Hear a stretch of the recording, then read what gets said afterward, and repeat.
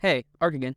Today we're going to talk about why the Souls series is such a mind-blowing yet depressing experience. It's like trying to open a chest only to find out it's a mimic. Dark Souls is bittersweet to say the least.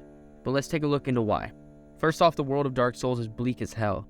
You're thrown into a desolate wasteland surrounded by death and decay. It's like if Dante's Inferno and a goth girl's sketchbook did a fusion dance. But as much as it sucks, you can't help but appreciate the beauty in the ruins, the haunting scenery, and the way everything is meticulously connected. Then there are the NPCs. These guys are not having a good time, let me tell you. Most of them are fucked up in some way or another, either by the world itself or their own bad decisions. It's like being stuck in a room with a bunch of sad sacks and the only way out is through a boss fight or going hollow. Speaking of boss fights, they're like the ultimate definition of bittersweet. On one hand, you feel like a total badass when you beat one, but on the other hand, you realize that the boss you just fought was a noble knight that has been twisted into a monster that you had to put down before completing his mission. And let's not forget about the music. The music is hauntingly beautiful. It's like getting your heart broken by a song that you can't stop listening to. And don't even get me started on the endings. It's like choosing between getting kicked in the balls or punched in the gut. None of the choices are good, and you're left with this feeling of emptiness that makes you crave more. The mechanics of the game are also bittersweet. You have to make trade-offs to be good at certain things. Want to use that badass sword that's got a really rare drop rate? Say goodbye to your mobility. Want to be a mage? Better kiss your stamina goodbye. And let's not forget about character customization. It's amazing how much you can make your character your own, but holy shit, it takes forever to get right. The Dark Souls community is another good source of bittersweetness. It's awesome how passionate and supportive everyone is, but it's also like a cult of masochists. Everyone loves the pain and the struggle. And it's like you're not really part of the club unless you've cried tears of frustration. The multiplayer is also bittersweet. It's great when it works, but it can be very infuriating whenever it doesn't. And don't even get me started on the hackers and the griefers. These guys are the real bosses of the game. The DLCs are a whole other level of bittersweetness. You get more content, but it's also more depressing shit. More bosses, more enemies, more tragedy. It's like the game is mocking you for thinking you can handle it. And the secrets.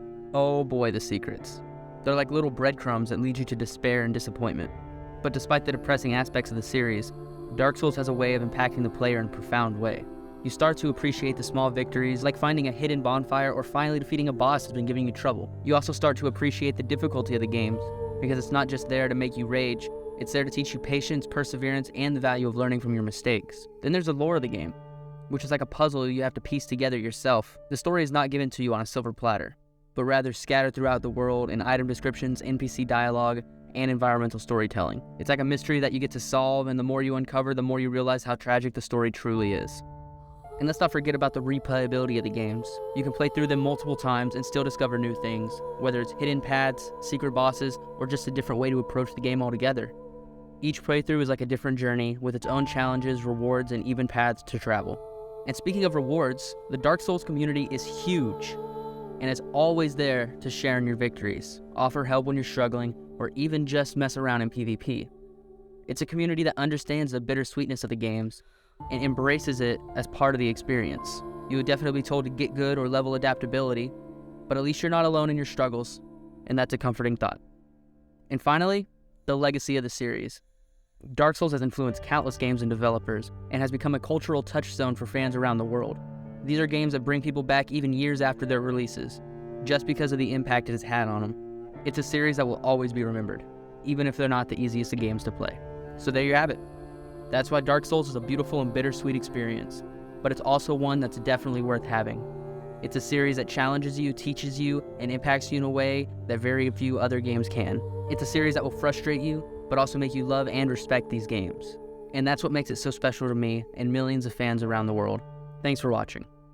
But yep, that's all I got. Bye.